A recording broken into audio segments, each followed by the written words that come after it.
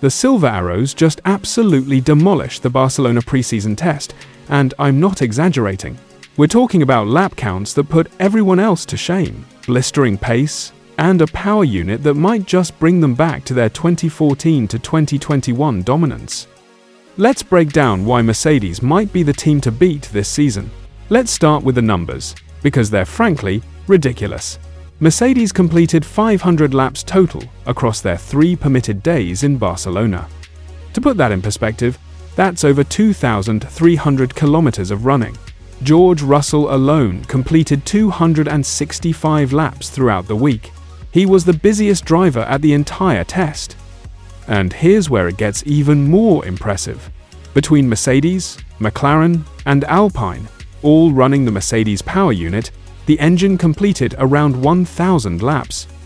That absolutely crushed the competition. Ferrari engines came in second for total mileage, with Red Bull's new Ford power unit in third. This isn't just about quantity either. Kimi Antonelli completed a full race simulation on only his second half-day in the car. Think about that. A rookie doing race sims while other teams are still sorting out basic reliability issues? That's the level Mercedes is operating at right now. But it's not just reliability. Mercedes brought the speed too. George Russell set a 1:17.580 on Wednesday morning, which was 0.6 seconds faster than Red Bull's Isaac Hadjar's benchmark from Monday. Then, in the afternoon, Kimi Antonelli went even faster, with a 1:17.362, almost exactly 2/10 quicker than Russell. On Thursday, their final day of running, Russell logged the fastest lap of the week so far with a 1:16.445.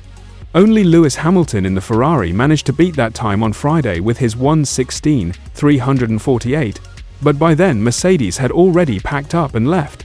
What's really interesting is what Russell said about the performance modes. Russell explained they would look at qualifying style runs, which means deploying the massive 350 kilowatts of electric power over a full lap. They haven't even shown their full hand yet. So why is Mercedes looking so strong? It all comes down to that power unit. Many have tipped Mercedes' 2026 power unit to prove the early class of the field, and Kimi Antonelli confirmed the team did a really good job with drivability, which was a big question mark.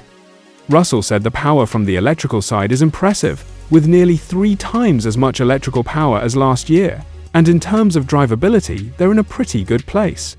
He also mentioned watching cars pass at Barcelona, saying it was probably the quickest he's ever seen an F1 car overtake at that circuit.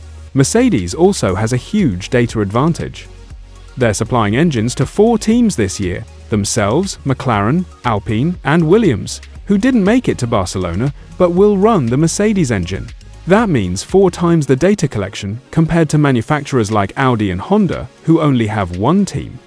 Here's another massive win for Mercedes.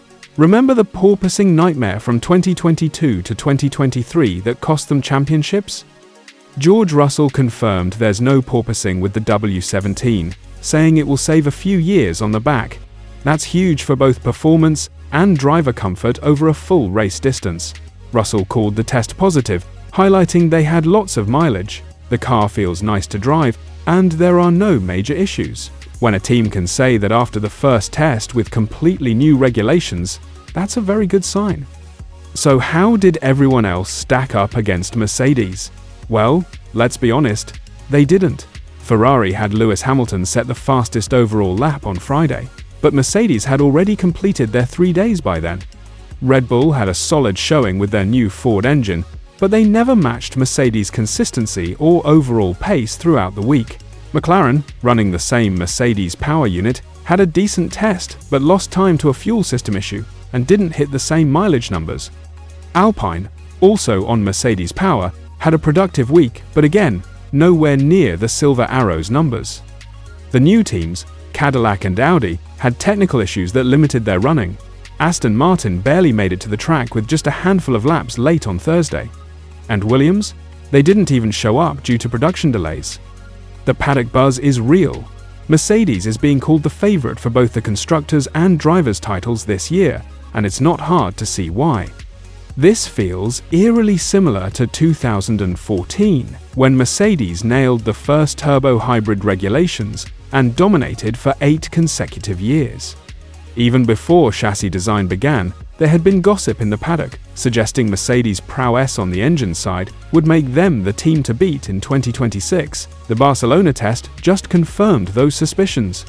Mercedes now heads to Bahrain for 2 official 3-day tests on February 11-13 and 18-20.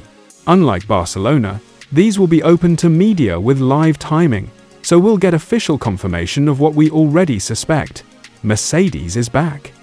The season kicks off in Melbourne on March 6-8, and based on what we saw in Barcelona, George Russell and Kimi Antonelli could be fighting for wins from race 1. So there you have it.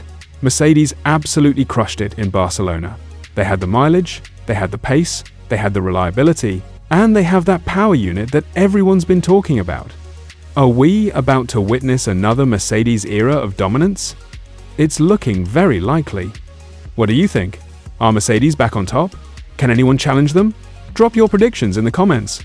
And if you enjoyed this breakdown, smash that like button and subscribe for more F1 news. I'll catch you in the next one.